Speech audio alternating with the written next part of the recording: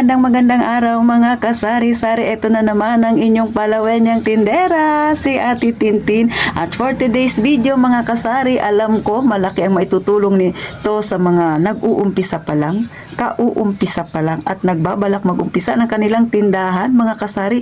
Kaya stay tuned ka mga kasari. Parang sa radyo, di ba? Stay tuned. Char lang. Abay, huwag nang mahiya. Mag-subscribe ka na kay Ate Tintin. Pindutin mo ang like button na yun mga kasari at pakishare na rin ang ating video. At eto na, umpisahan na natin ang real talk nating chismisan. So, ano nga ba itong pinagsasasabi ni Ate Tintin na ito? Na may malaking kinalaman kung paano natin mabilis na mapalago ang ating tindahan, pero may kinalaman rin ito kung bakit bumubulusok pababa ang isang tindahan. So ano ba ito? Number one dyan mga kasari, no? Mahalaga ito na malaman ninyo kasi ito yung makakatulong talaga sa atin. Bakit? Ano ba itong tinutukoy ni Ate Tintin? So ito yung pagpa-pricing natin. So sa pagtitindahan, hindi lang yan basta nagtayo ka ng tindahan, umupo ka dyan, nag-antay ka ng customer, nagbenta-benta ka. So hindi lang yan.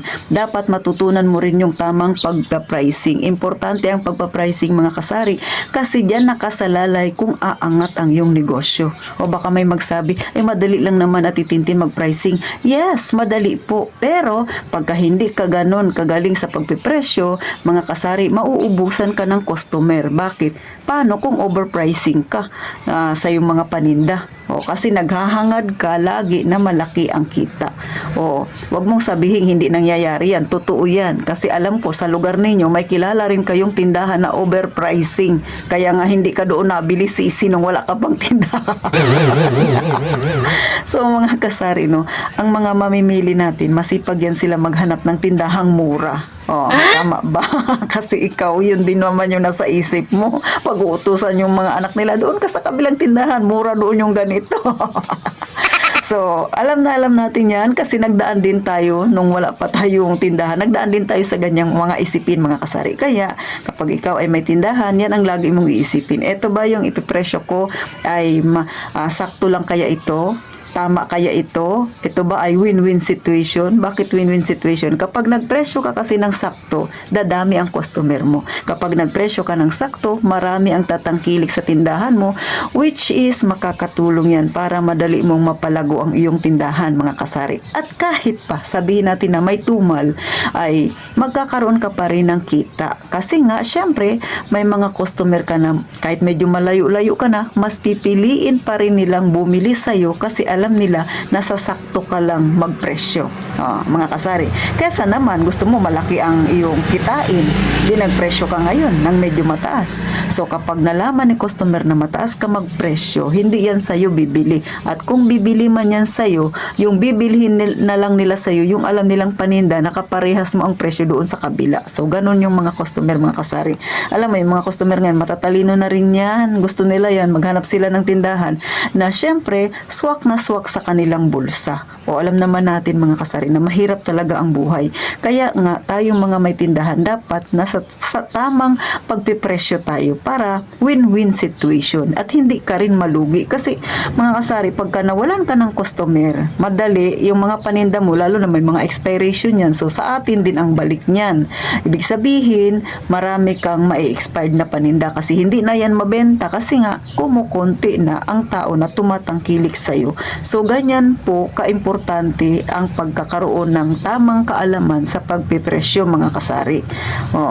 Isa pa mga kasari, yung tamang communication mo sa iyong customer ay makakatulong din yan. Kasi nga, sabihin na natin na medyo mataas yung kuha mo, tumaas yung presyohan sa palengke, so dapat maging transparent ka kay customer. Eto, ganito ha, medyo tumaas na. Kasi ako mga kasari, no, katulad sa akin, bumili ako ng diaper, then pagdating ko, pag-uwi ko ng bahay, pag-check ko, tumaas na pala siya. So, ipiniliwanag ko sa aking customer na yung kanyang binibiling diaper, sa next na bibili siya ay tumaas na.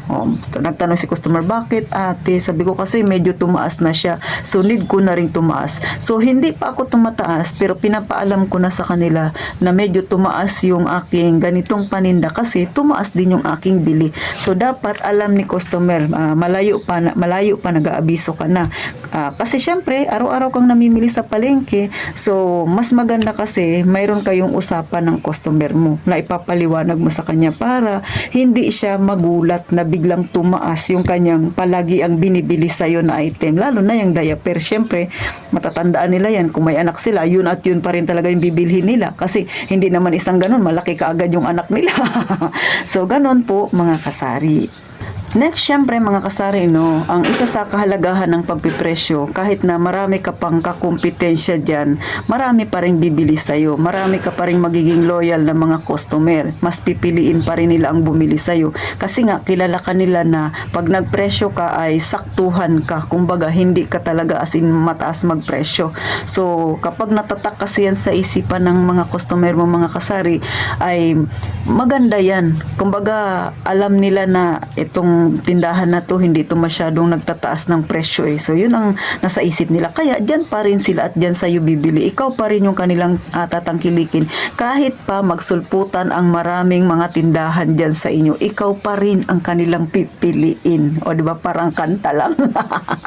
So, hanggang dito na lang si Ate Tintin. Sana kahit papaano mga kasari ay nagkaroon kayo ng idea ukol sa tamang pagpipresyo. Mahalagang malaman ninyo yan, lalo na sa mga mag-uumpisa pa lang ng tindahan, lalo na kung marami ng tindahan dyan sa inyo. Dapat relax lang, hinay-hinay, ayusin, isiping maigi kung ang presyo mo bang ipinatong ay saktong-sakto ba yan, kayang-kaya ba yan, o kaya naman syempre makipantay ka dyan sa mga kasama mo dyan na may tindahan rin, or kung kayang ibaba ng kaunti, why not mga kasari, basta kikita ka pa rin. So hanggang dito na lang si Ate Tintin mga kasari. Sana huwag kalimutang mag-subscribe, please lang mga kasari. At syempre, gaya nga ng palagi kong sinasabi, mag-iingat tayong palagi mga kasari.